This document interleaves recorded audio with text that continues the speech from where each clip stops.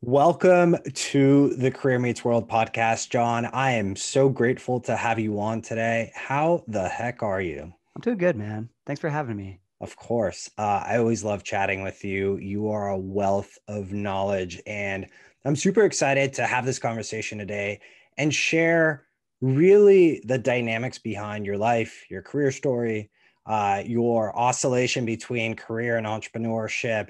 So let's just dive right in. And I'd love for you to start with just quick background. Pitch yourself, right? Like tell people Yeah. who you are. I know a lot of people follow your work on LinkedIn, but I want to make sure that those who don't get to know you. Yeah. I've been at Amazon for about 4 years. I'm a senior product manager there as on a team called New Business Innovation. So working a lot of customer and seller experiences that advance the, Amazon mission, if you will. And that's the day job. A lot of side hustle projects, personal brand, YouTube channel for career and mindset related topics. I have, launched a podcast about mindset. I think mindset is probably one of the critical factors for people that's blocking them from succeeding in their lives, in their careers, financially, whatever it might be. And so that's a big interesting topic for me. Spent the first part of my career in my early 20s as an entrepreneur in consumer electronics. College projects I started that turned into an actual business, grew it to a couple million in sales, sold the company. Then had a company, my second company was a failure and I lost everything. And there was a lot of learnings in my second company that really reshaped my entire mental model of the world, mental model of success, of happiness, of living a meaningful life. So all of those things are kind of packed in there, and we can dive into whatever you want to dive into. Yeah, I'm sure anyone listening right now is going to think I would love to click on each one of those. What Sure. I find fascinating about what you just said is you had a successful startup and it went really well. And most people will think that if you start another company, you kind of have the tools, the skill sets, the resources just to make the next one work. Yeah. Can you kind of unpack that process and tell us a little bit more about what you learned from a successful exit versus what happened in that second company when things didn't go to plan? Yeah. I think the core takeaway from a successful exit is that on the surface, somebody would say that is successful, that is glamorous. But the reality of all of it, when you think about 10 years combined of your life being in the trenches with a company like that, it's not sexy. Oftentimes, it's very unenjoyable. You are beholden to your customers 7 days a week because you have employees.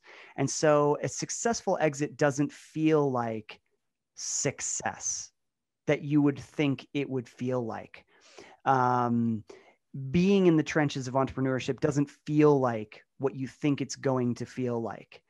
There's this idea in society where we think that it's going to be this constant elation from being an entrepreneur and that you're going to have freedom when you're an entrepreneur.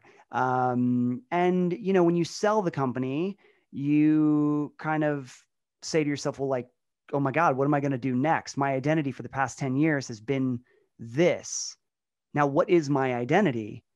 And it's a little bit of an existential crisis in a lot of ways, right? Because you have a little bit of money, you could do many things with it. It's not a lot of money though. That's the thing. You have a couple $1 million a year business, and what a lot of people don't understand is that the average net profit for any company across all industries is 6%. So you have $1 million a year company and a net profit of 6%, $60,000, right? So, you know, I might have a successful exit, but the reality is I was making 60 something $1,000s a year and I'm slaving away at 100 hours a week, right? On average over a 10-year period of time. And then you get a little nest egg and you go, what do I do with it? Right. So, that's the tough part, right? You have a $5 million business and you might have a couple $100,000 in net profit that winds up sitting in your bank account. And if that's sitting in your bank account, it's not going to you, right? It's not your profit. It's the company's profit. You may not even actually see it as a nest in the bank account. It's profit that has been flowing in and out of the company as cash flow that it's not tangible. You can't just write a check to yourself and be like, woo, I made 400 grand. It's like, no, actually, I made 60 grand. My company has some money that was made. And by the way, I pay tax on the company that was passed through to the company as my own personal income as well, which makes my 60 grand look even worse. Yeah, so I think we both know that building any company and that whole process is extremely difficult, right? Like you have a mission, you have a vision, you have your customers, you have your clients, you have all of these tools that you have to upkeep. And people glamorize the Elon Musk, the Jeff Bezos of the world. But I guarantee you, when they first started, there were moments where I would bet on this that they cried. Oh, yeah. And they had extremely difficult moments. And that's so important to process because as you and I certainly want to get into this topic in a second, but there's so much challenge around look, you're an entrepreneur or you're in corporate, and both are difficult in different ways. And those in corporate aspire to step out and create some sort of financial or time freedom for themselves. Or if you're an entrepreneur, you want a successful exit. So somebody is always chasing something. And Yeah. this is why you and I are aligned on the importance of mindset and how that plays a huge factor in the process of your life journey, whether you're in the corporate workspace, whether you're an entrepreneur. So I'm curious to learn more about the moment that you kind of stepped out of entrepreneurship and kind of went into corporate. What were you thinking in that process? Like, why did you make that decision? What was difficult about it? What was fun about it? Like, can you Yeah. expand a little bit more on that? Yeah. My first corporate job I landed in at American Express. I'm 31, maybe 32 years old. It's been a little while now, actually. And the first thing I thought was, damn, these people have it so good and they have no idea how good they have it. That was the first thing. And because people would complain, right? Like complain about everything. Like, I'm not getting paid enough. I want something better, whatever. I'm like, okay, what is it that's better for you? Like what is your definition of better? Right? Because I could tell you on the other side, it's not better at all. It sucked. And you guys have it really damn good. And um and you have your weekends and you have 3 hour lunches that you go to and you joke about how you want a different job. Like you have the pinnacle of freedom right now and you don't even know it. It's a deep appreciation that we need to develop, right? It's obviously like the cliche saying is the grass is always greener on the other side. And what I would challenge anyone who's listening to realize that it's about your version of reality, right? It's the meaning that you're giving the moment in the corporate workspace, in entrepreneurship. The whole purpose of life is to actually enjoy the journey. If we Yeah. don't enjoy the journey, we're not going to get any sort of meaning or fulfillment from it. John, if you want to expand on that, feel free to do so. Yeah, I mean, I completely agree. I mean, it comes into focus meaning and fulfillment, right? And I think we have a societal definition of success that is not necessarily rooted in the word meaning or fulfillment. Our definition of success is how do I make as much money as possible? If I make as much money as possible, I might find fulfillment. But money is not tied to fulfillment, right? Money is tied to the ability to have more comfort and the ability to have more leverage. Beyond that, I don't really see the value of money alone as a vehicle for fulfillment. It's just leverage. That's it. You can buy a couple things in your life, but you realize that over a period of time that what you buy doesn't really create any sense of meaning and fulfillment at all, right? It's like I might have a roof over my head, great. I could go to a different type of house and maybe get a little bit more space, but the reality is it's just a it's just a functional thing. Meaning and fulfillment come from leveraging your strengths. I mean, if you're thinking about it from a positive psychology angle, the positive psychologist will tell you that fulfillment comes from using your strengths towards helping others, and that's where it comes from. It's an exploration of curiosity, and it's eventually over time, it's kind of a slow burn of finding out what you're most curious about. How does it help others? And maybe it's connected to your personal story. And if so, you kind of have a magic combination. People don't land on that overnight. It takes a long time to land on that, but it also takes a long time to ask yourself the right questions about which direction you want to take, whether it be your career or your life or your relationships or whatever they might be. So I'm curious, John, whether somebody's listening right now and they're coming straight out of college, they're 21, 22, or maybe in their 40s, doesn't matter, either end of the spectrum, what would be your advice to somebody listening and thinking, oh my gosh, I don't know exactly what's going to actually bring me fulfillment? Like, Yeah. what do you do to sit down and think through what are my strengths? What do I love? What's my passion? Like, what is your process?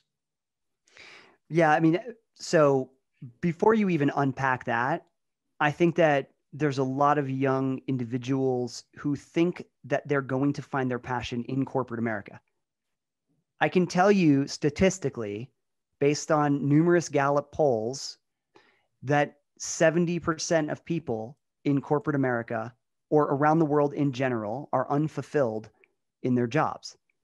And I think that number in 2019 was revised up. I think it's more like 80+% of people are unfulfilled in their careers. Now, some of that, I believe, has a lot to do with a lack of perspective in life, right? You look at people in corporate America. When I joined corporate America in my early 30s, I thought, wow, these people don't even know how good they have it, right? So I entered that world from a totally different perspective. A lot of the people had been in there since they were in their early 20s, right? All they knew was corporate. So they thought the form of escapism was going to be entrepreneurship.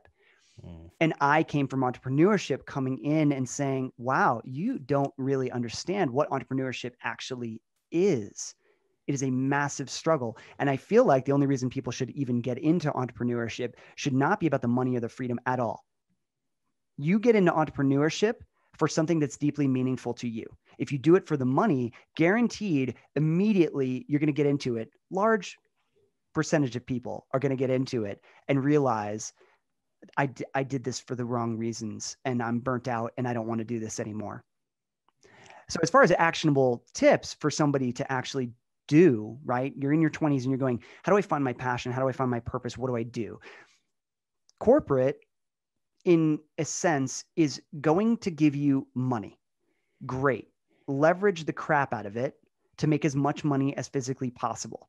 I love telling people, get into tech, because there is a massive amount of money to be made in tech companies, primarily because they provide not only bonuses, base salary, but they provide stock. And the stock is what makes so many people in Seattle very, very wealthy. The beauty of working in tech is that you can pull your paycheck off of a golden tree, right? Your stock is going up every year. And, or the company has an exit, which is less likely, but at least you have your stock and your base and your bonus. You put it all together, you live simply, and you use it as a vehicle for something that you are interested in. Now, as far as exploring your curiosity and finding a sense of passion, purpose, meaning, where does it come from? I've spoken to a lot of top thought leaders on this topic of like where it comes from.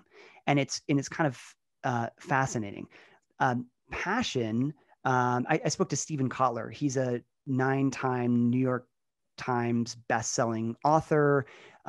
He just wrote a book called Art of Impossible, amazing book about how you package up all of the different things in your life and your physiology to find passion and purpose, and how you find flow in your life, this sense of being able to do a job really well and feeling content about that job. And what he really says, what he unpacks, is that we think passion is supposed to feel like passion from the ages of 18 to 25 in a romantic relationship, and that is supposed to be the baseline we are supposed to feel in a passion project we're working on. And in fact, that's not the case at all. What he says it is a really a slow burn. And what it looks like on the ground, it looks like a little kid exploring their curiosity, shooting hoops, right? LeBron James in his driveway, dribbling the basketball and going, I kind of like this. And then doing it more and doing it more and doing it more, becoming really, really good at that functional thing. And then passion is the freestyle. It's the subconscious freestyling on top of the thing that you've been practicing so long, you know. And so that's kind of an interesting way of talking about it. We have a real misconception about what passion should feel like. Yeah, I love that analogy, especially with dribbling the basketball and realizing that, hey, I actually like this. So there are so many things that we all do in our lives that we get fulfillment from and we don't even realize it. Right. And there's moments throughout the day where you feel good, but you don't actually stop to think about what that thing is or what made you feel good or what catapulted you into that moment. And so a huge daily practice that I think many people who aspire to understand mindset or the subconscious recommend is simple journaling, both at the beginning, at the end of the day, because we all have 60 to 70,000 thoughts per day. That being said, we can't process all of them at once. So when you're able to sit down and jot down and isolate different moments, you're going to start to figure out what your passion is or what brings you fulfillment. And when you see a consistent pattern over a couple of months, a year, you're certainly going to figure that out. And I know, John, that for you, as you've gone through this journey of entrepreneurship, working in corporate, and you are now aligned on what your passion and vision is. So I would love for you to share a little bit about what your aspirations are, what your big vision is going forward, both in 2021 and beyond. Yeah, a big topic for me is the idea of freedom. Just freedom in general, freedom to think throughout the day and do what I want to do, freedom to write books, financial freedom. Everything comes down to the scarcity of time, and time is the most valuable resource that we have, right? So I'm optimizing for time. And right now I'm split between corporate and passion projects. And I've been doing that for a long time because I see the value in my personal brand far above and beyond working in corporate, right? So there's kind of, thinking about like the mental stage gates that I've gone through. And, for a while it was like, okay, I need to make money. And I wasn't thinking about time freedom. I was just thinking about like, how do I make money? How do I get promoted? How do I do this and this and this? And I think, there's a certain level you get to, you get in corporate, you get to a top tech company and you realize like, geez, if I create a personal brand, my personal brand is far more valuable than this company is ever going to be able to pay me. How do I actualize my time? And how do I help other people? And how do I make money doing it and get out of the game, right? I want to create my own reality, create my own game, because when I'm creating a piece of content, when I'm on a podcast, when I'm writing something on a place like LinkedIn or a place like YouTube, I am leaving a trail for people to find me. Each piece of content that I put out is a brick on my brand that I'm building, right? It's a bridge that I'm building that nobody can take away from me. When I'm in corporate, I'm working on some initiatives, what have you, it's fine, but I'm dealing with the construct of corporate. I'm dealing with hey, John, when do you want to be promoted? You're doing a great job and, we want to get you to the next level. It's like, I'm not thinking about the next level. I'm 10 levels beyond the next level in my own pattern of thinking, right? I have a podcast called Mindset Reset, and I'm interviewing top thought leaders. I'm attaching my personal brand to the coattails of people who are New York Times bestselling authors. I'm doing things that are elevating me far beyond what Amazon is ever going to be able to pay me. And that's what's kind of fascinating. You get to a level in your brand and you go, geez, I don't need this. Now, there's some functionality when it comes to corporate, right? There's things I've learned at Amazon that are very valuable. I've become a much better writer, right? If you think about like, the gratitude for it, right? I'm very grateful that I got there. I'm very grateful for the experiences that I've had and the things that I've learned. I've become a much more articulate thinker and writer. And that's also helped me grow my personal brand. I've become much better at thinking about how to create a product in general. How do you understand and just take apart, deconstruct what somebody says that they want and build it for them and watch it grow? All of those things are really fascinating, right? But then again, it is corporate and you're dealing with those levels. And so that's a struggle, right? You make good money there, but you use that money to build you.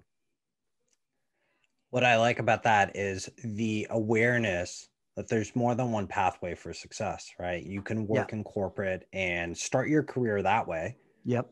and be cognizant of the fact that the income that you're making is simply a vehicle to grow into something bigger, right? Yeah. What you and I have probably found in different ways in different areas of our lives is that people are actually arguably sleepwalking through the day, Yeah. and they're doing their corporate job. They're convincing themselves that they're happy and they have this level of fulfillment. And our personal goals have blended together in the fact that we actually want people to wake up, Yeah. figure out what you like, figure out what you love, figure out what you want to do going forward. And I know that building a personal brand is imperative through it all. I don't care if you're an entrepreneur, I don't care if you're in corporate. Continuing to build that and develop that is going to be the most important thing in our lifetime because Yeah. nobody can take that away from you. No. No.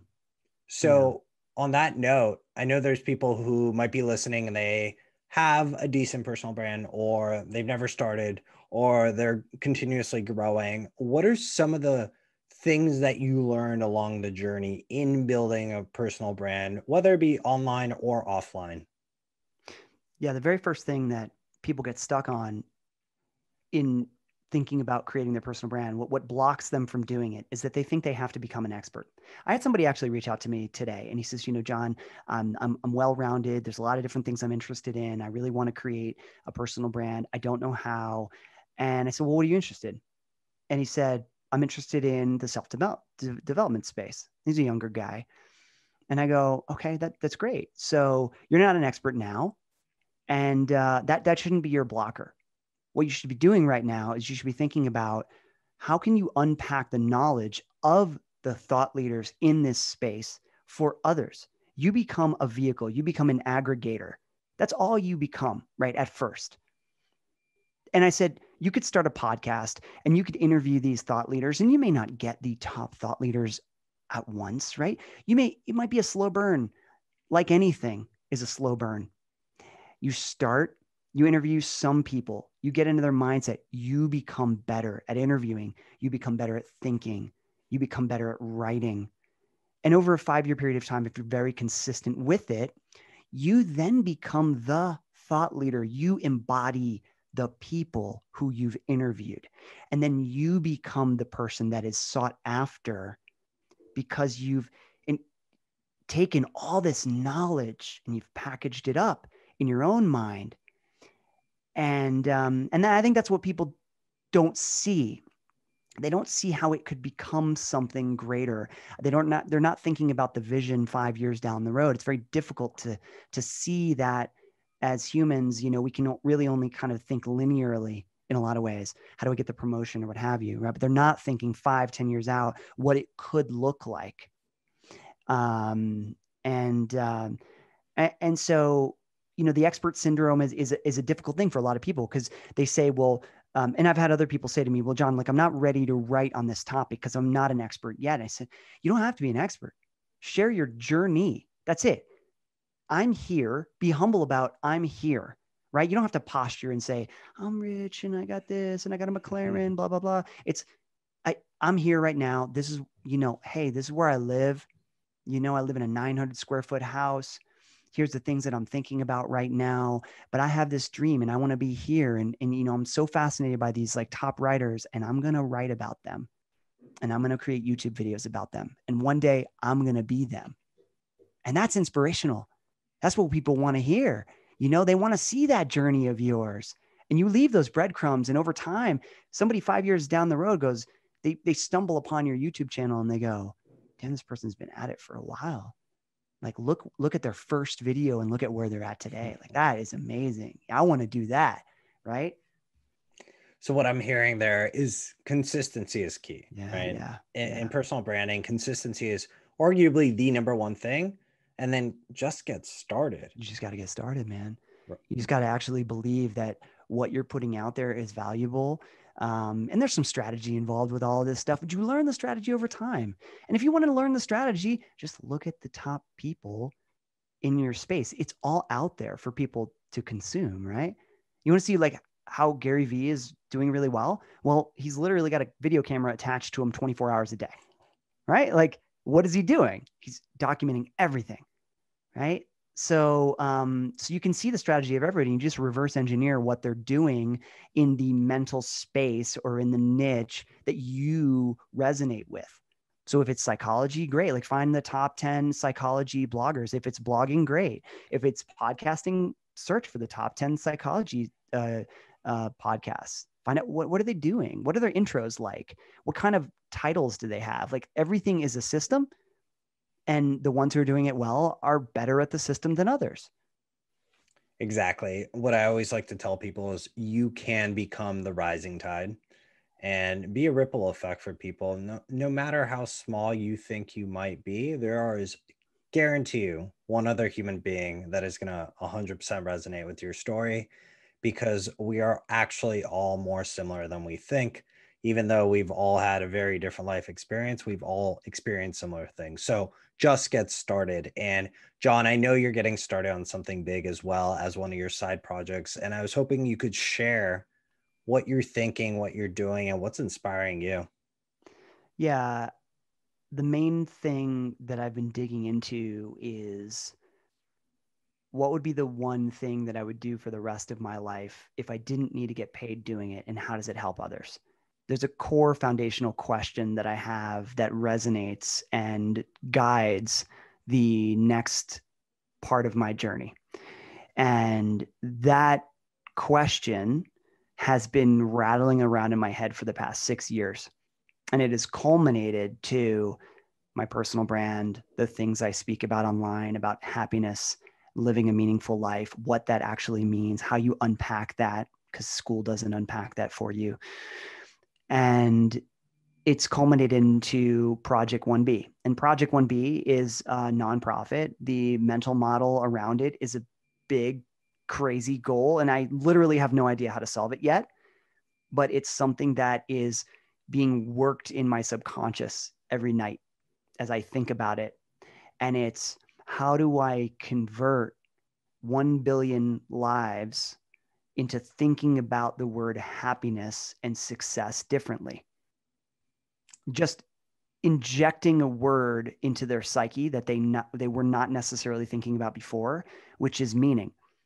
Not the question in life, how do I become successful? Because success is tied to a sense of self-worth in our society. And the more money we have in our bank account, the more we believe we're worthy of love, essentially. That's all we're really looking for, right? We're looking to be loved. We're looking for people to respect the work that we have. We think that it's going to be through money, but really what we're actually after is a meaningful life. So if we chase success, which means money, we're going to find money. If we chase meaning, we're going to find meaning. And those things are very different. So if I can just do that for people and have them chase the word meaning, then it opens up totally different questions about people's lives and where they should go. And I think the way you do that is through creating emotional connections with people and sharing impactful stories with people. You do it through podcasts, you do it through video, you do it through chats like this, and you open up an emotional window. And that emotional window allows people, they have to feel, right? That emotional window opens up something else in your mind to make you not live on autopilot. The problem in our lives is we live on autopilot. The closer we get to our 30s and 40s, the more we accelerate the autopilot mindset, because our brains are very good at packaging up tasks and turning them into autopilot, right? Our brains and our eyes or eyes alone take up a massive amount of brain power. And so our brains are constantly trying to find, like, what's the system? What's the system? What's the system? You know? And in our 20s, like, everything is new and fresh and unbelievable, and smells and senses and what have you. And then in your 30s, you're like, holy shit, like, time is just flying by. Like, what the hell is going on? The reason why it's flying by is because you automatized everything, right? And so we got to break out of that. And you break out of that through emotional connection. And then we inject a different word, meaning. So that's the mission, man. That's super awesome. I can't wait to see this unfold and continue to grow and prosper and for people to follow along. And I do want to ask, how Yeah. can people follow along in this journey? Yeah. So right now, I mean, the main two forums are LinkedIn. So I'm posting kind of daily content on LinkedIn. So they can follow me there. I'm posting on YouTube. And then the podcast is launching end of Jan 2021. That is Mindset Reset. So it's all about how we take our mindset, deconstruct it with all of these meaty concepts that we don't learn in school, and how do we think differently about the direction of our lives. So that's coming pretty soon. I'm really excited about that. Awesome, John. I want to make sure that people do follow along and continue to listen and learn from everything that you have to say, because at the end of the day, like you said, at one point you started small, but you Yeah. were playing big. And that's what I love about your brand and your journey and everything that you've done thus far. And you're just getting started. So make sure to follow John. And before we let John off the hook, as we do with all of our guests, I want to make sure that we put him through the hot seat and give him some really tough questions. So, John, are you ready? I'm so ready, man. Let's do this. All right. So I got 3 for you today. The first question really is, if you and I were to drive down to Hollywood and we strip the Hollywood sign off, what would be the one message that you write up there? Oh, that's good, man. I would say chase meaning, because I think it's even more impactful in a place like Hollywood where nobody is necessarily chasing meaning. It would make people be like, what the hell does that mean? This is Hollywood. I love the irony there. So question number 2 for you is, look, we all had different stories growing up as a kid. And as much as we share about our personal brand, what's one story that stands out to you as a kid that really has tremendous meaning for you today? Yeah. I think one of the stories that has impacted my life, oh man, there's a couple big ones. I think, if I were to really hone in on something from, I think about my mom and my dad. And my mom had a massive heart attack, or no, I mean, she had heart surgery, in her late 60s. And I recall being at the hospital, and she had just gone into surgery, and I saw this little kid that was probably, I don't know, 4 or 5. Honestly, you couldn't even tell because the hospital bed was being rolled out. So the kid had just undergone surgery, heart surgery. And the bed, the gurney or whatever, you know, that massive hospital bed thing was huge. And there's like 8 people around walking slowly with this individual. And there was like machines everywhere. And man, that like, as my mom was going through heart surgery, I was seeing this really little kid going through heart surgery, and just the bed, the scale of the bed. There's just this kind of this visual perspective and juxtaposition of life and how fragile it is, you know. And I don't know, man. You know, you see things like that in life, and you kind of just, it just wakes you up, man. You know, it wakes you up, and you say what the fuck am I doing? You know, you think about problems at work, and you go, man, fucking who gives a shit? Really, really. Like, who gives a shit about getting promoted or dealing with any of this crap? Like, don't get stressed out about it, because picture the things that are tragic in life, or the things that can happen, and you go, compared to any of those things, like, my problems are really insignificant. So a lot of perspective that gets wrapped up into those types of, you know, experiences. Yeah, absolutely. Really heartfelt, and I appreciate you sharing that. So Yeah. to end on a vibrant, high level note and to visualize this incredible moment, I'm last question for you is, if you could go anywhere right now with your partner and travel anywhere in the world, where would you go and why? Oh man. So my wife and I were talking about that this morning. So I appreciate you bringing it up, because it's something that's been on our mind for a while. And I think COVID has brought into focus that in many jobs, the landscape has shifted a lot, and is now potentially allowing us to fulfill these desires of traveling a lot more than this whole concept of like, you have 2 weeks and where are you going to go for those 2 weeks for the year? It's more like, could you live nomadically throughout your life, and travel to beautiful places? And my wife has got Oahu, Hawaii on the radar. I have I've been scrolling Instagram, some people's profiles.